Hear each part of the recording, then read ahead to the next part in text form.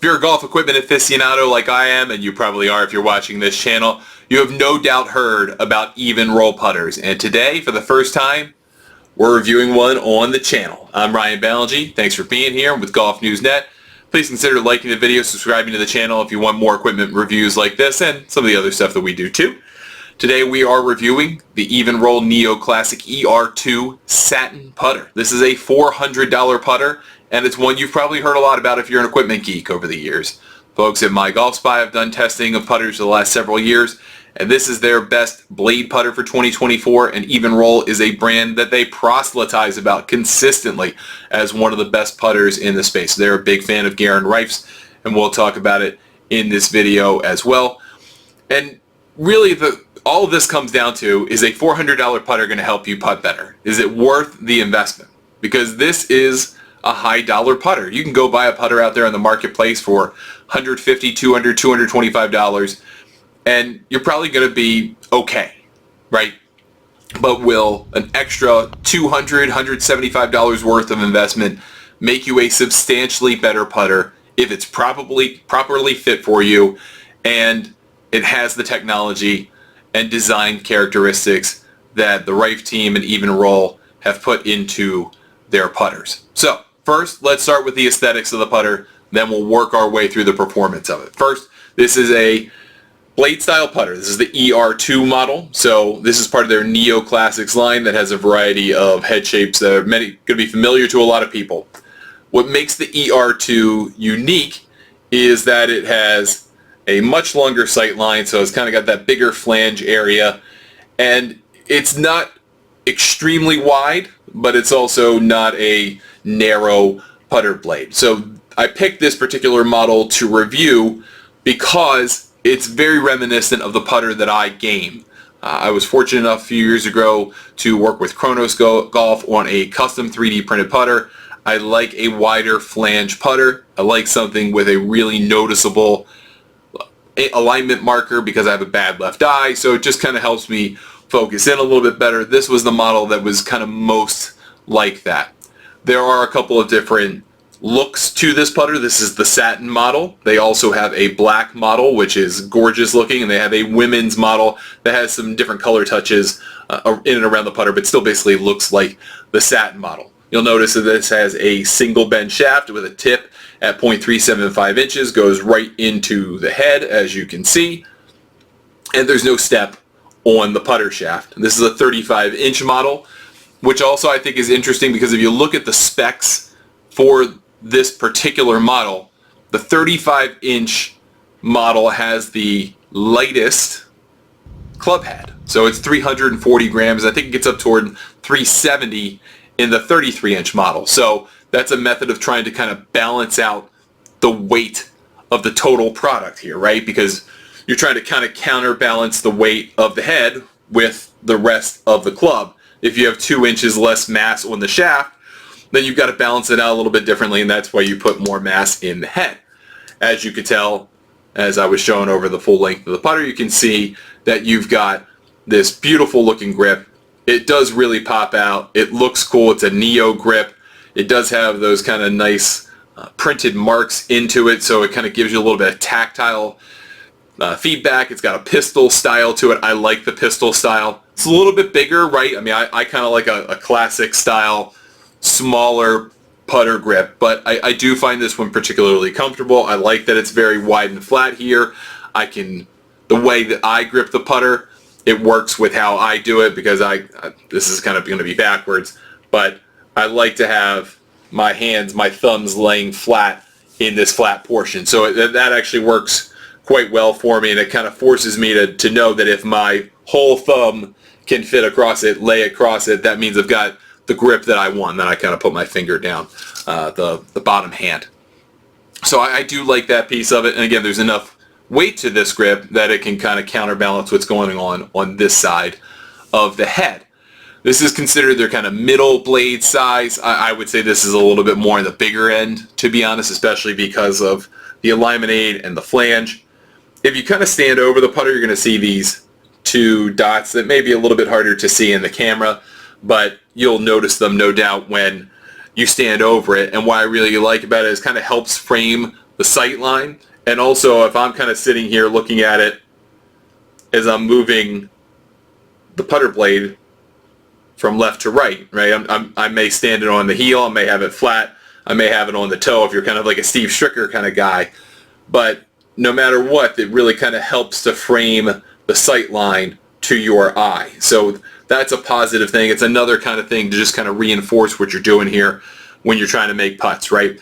Of course, the big thing that people think about when they think about Evnroll is the sweet face insert, right? I mean, you can't help but notice it. It's an insert putter.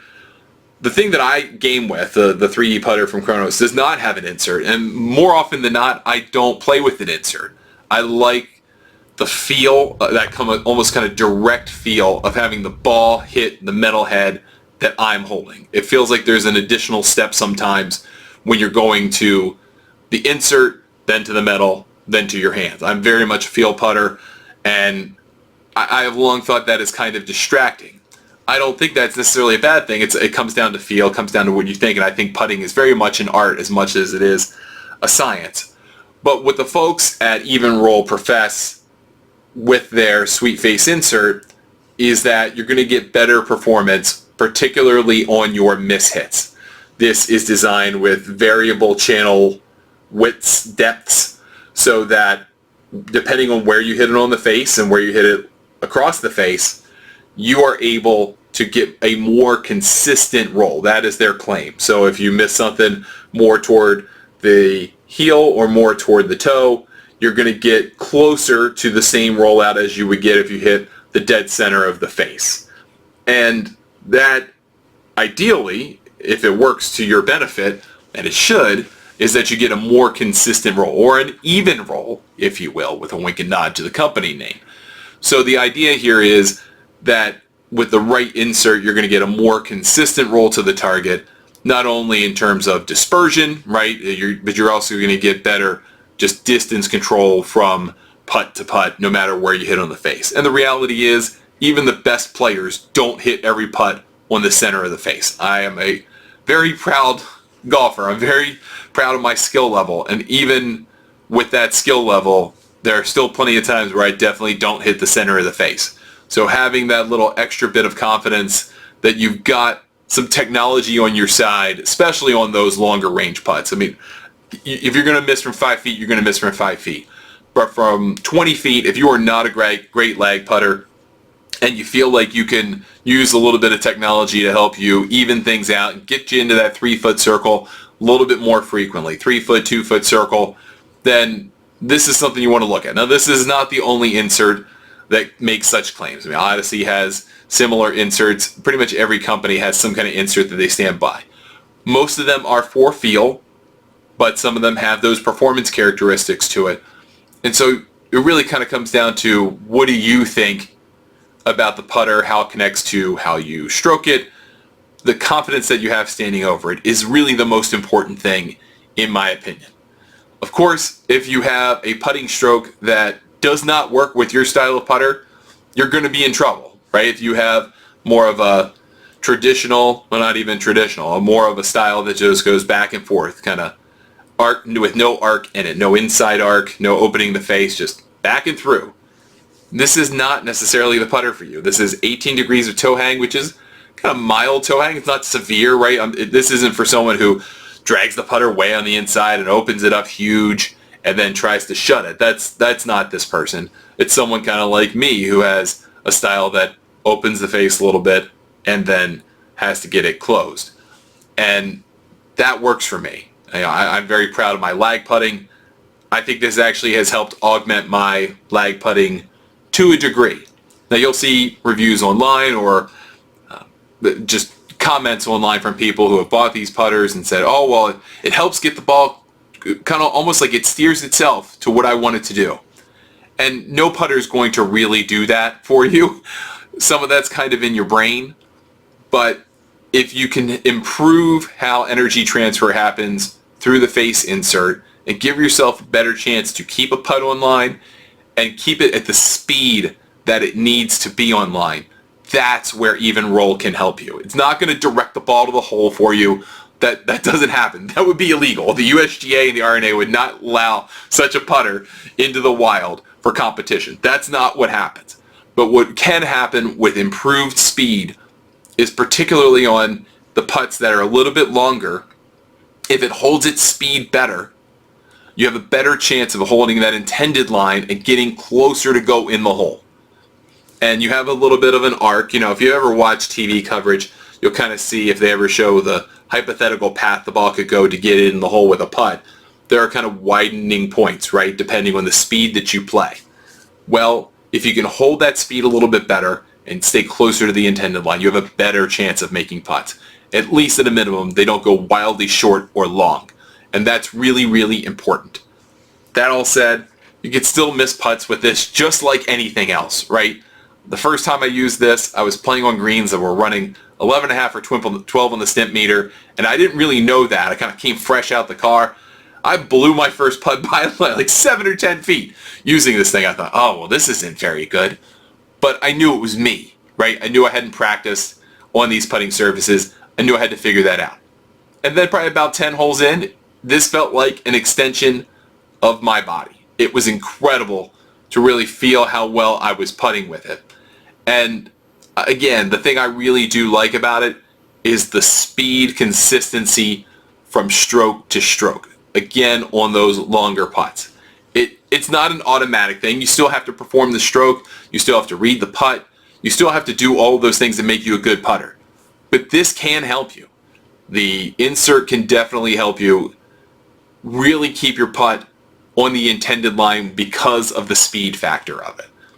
And that can be very valuable to someone who's willing to pay $250 for a putter. Maybe you're willing to spend that $100 extra $50 to get that kind of assurance of speed control. If you're willing to spend the kind of money that you're willing to spend these days on a driver, particularly a custom fit one, I mean, that can be $600, $800, $1,000, $1,200 depending on who you're going with and how custom fit these products are to you, then it's worth the money to put into your putter.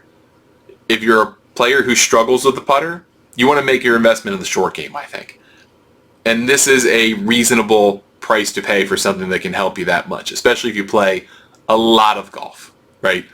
If you're just someone who gets out there casually, relatively new, please don't do this. Please don't get a $400 putter. But if you're someone who has invested a lot of time and money into your game getting better, and you just need a little bit of help, then think about this as getting the technology equivalent of a driver and a putter. It's going to help you out. It's going to help you play better golf. Again, it's not for everybody, but it could be for you. Check them out at Evnroll, EVNROLL.com if you want to check out all their models. They've got a variety of things. They've got mallets, they've got blades, they've got different shapes and sizes, different styles, different toe hang or lack of toe hang, face balance, and otherwise. So they have a putter for you. They can custom fit it for you. They'll do a virtual fitting for $25 if you would like as well. Or you can kind of do the old guess and test theory and see what happens for yourself. Or you can find them at PGA Tour Superstores and other retailers around the country. You just get one out on one of the putting greens for yourself and give it a try. I promise you will at least walk away with something to think about. Thanks for watching. I appreciate it. I'm Ryan Ballengee. We'll see you next time.